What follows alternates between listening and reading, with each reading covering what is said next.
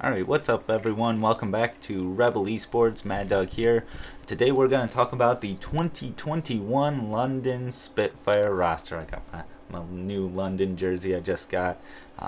If you haven't gotten one of the old jerseys, OverwatchLeague.com is just clearancing these things off for super cheap. Got this one for like $8. It was great. But anyway, so I have two big thoughts when it comes to the London Spitfire's new roster. And if you're a London fan, I think they're fairly promising. I think the first one is I'm okay with it. I'm okay with them doing this. I think this is a good start. Have a young core that you know well, that you've developed in your farm system or whatever you want to call it, an academy team. I wish more Overwatch League teams had academy teams. I think it's good for the game. I think this is a solid group. I think the tank line is something to definitely behold, and when Sparker becomes of age, I think this could be a great team. British Hurricane was good. Quite good. I think this is a good team. I think this is a good signing. If it was anyone else. Because my second big thought is, you did this last year. You did this exact same thing last year. You cleaned house, which was fine-ish, I guess. You cleaned house of Gesture and Profit. I don't understand where that was going. What that goal in mind was, other than you wanted to get rid of the Koreans to bring in a Western, more fan-friendly audience, which I guess that makes sense because you did so many bad things from a PR perspective in Season 1. And I guess in Season 3, because you went over to APAC 2, I don't know what that was about. So, but you did this once. And you were decent. You weren't horrible. You weren't salt the earth bad. You were just kind of bad. I mean, not horrendous. You had some decent pieces that you could strip and then work on and kind of build off of. And you didn't. You salted the earth, started brand new again. And I'm okay with that. I'm okay to a degree. If this wasn't the second time in 2 years, that's the problem. I don't have a problem just ripping something apart and starting anew when the first thing didn't work. But the first thing last year was supposed to be we know we're gonna kind of suck, but there's some promising young talent here. We're excited about it. I think this is going to be a good team in the future. Some of the pieces will work, some of the pieces won't. We'll take what we can. We'll do the San Francisco Shock method. We'll take what we can, and then we'll just build on with veteran talent down the line. And so the question for me is, if this doesn't work out as a playoff team, which I doubt it will, I'm sorry, I don't have a high hopes for a team whose championship competition was, I think it was Team Doge. That was pretty solid, but the team that played in the championship game is an upstart basically. So it really begs the question is, did they play a high level of competition?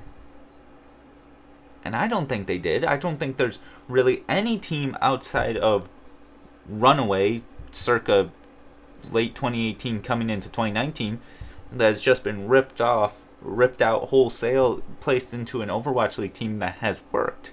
Even Kongdu Panther, when they went to Shanghai, there was pieces kind of moved around, and they didn't have Roar, and they brought in Gamsu instead, which was a great pickup, and those kinds of things.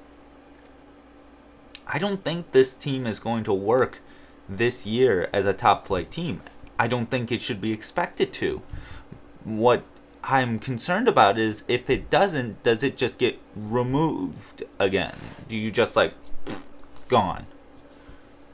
And does your fan base support that? Can it continue to support that? I'm not saying this is the wrong move, bringing up British Hurricane. It's just a move that I thought you already did. Because this is the point. Strip it down, rebuild from the ground up. I think the second confusing thing is this was a dumb decision to begin with. This was a bad decision to begin with. You don't ever trade Profit. For any reason. Gesture and Profit, no good reason to ever trade them. Season 2 didn't work. Yeah, that's true. It wasn't because of Profit.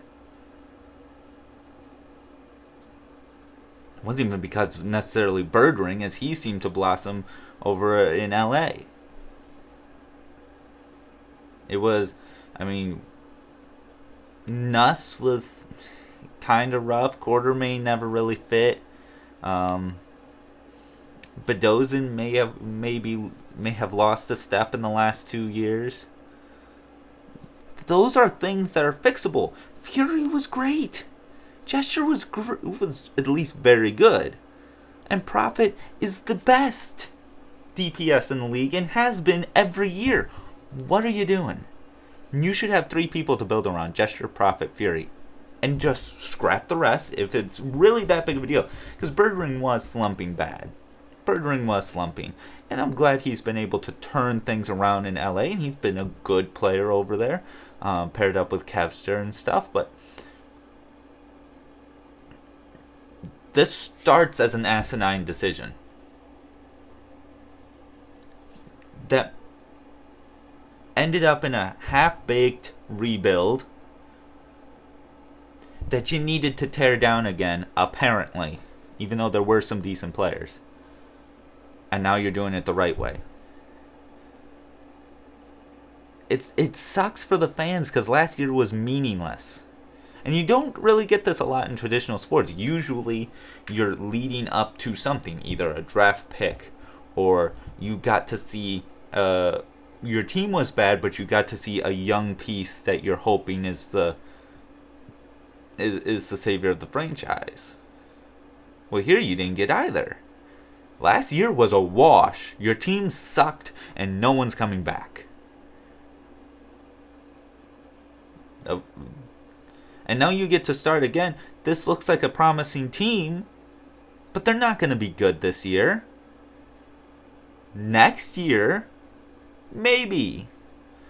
After some pieces are moved around and you add some veteran talent, I could see them being quite good next year. Especially San Francisco's window of opportunity may be starting to close. Just maybe. Just maybe. So maybe next year is a good timetable. But if you're London, this is your second year of sucking, and if it doesn't work out this time, and what happens if the front office is just like, well, that didn't work, scrap it again. Things are gonna go from bad to worse, and we're gonna watch a franchise, the first franchise to win a championship, become irrelevant very soon. Just don't pull a Florida. Florida spent 2 years not knowing what they're doing. Until last year, they kind of started to figure it out. You're very close. You're very close, London, to turning into that. You trade the best player in the league for nothing, and you scrap the rebuild right after.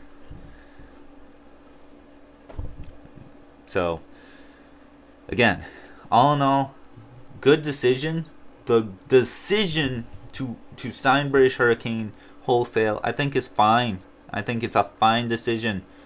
Is this team going to be intact by the time they start competing for titles? Probably not. But that's what happens in these real rebuild scenarios. So I think it's fine. Should this have should last year have happened? No. And that's where the problem is you started a rebuild a year too soon. You weren't prepared for it, and you had to scrap it, and the fan base is ticked. I mean, I'm already seeing posts and stuff. It's like, well, if they start off bad, I'm switching teams and that kind of stuff. And you can look at, well, that's not really a true fan, and I get that 100%. But that's where these fans are at. You gave them a championship in year one. You can't keep jerking them along like this. So that's all I have for today, guys. More videos hopefully coming out soon, talking about anything from Ans's retirement to all sorts of new things happening in the league. All gearing up to hopefully a release date for Season 4, the 2021 Overwatch League season, coming out soon. So until next time, I'll catch you guys later.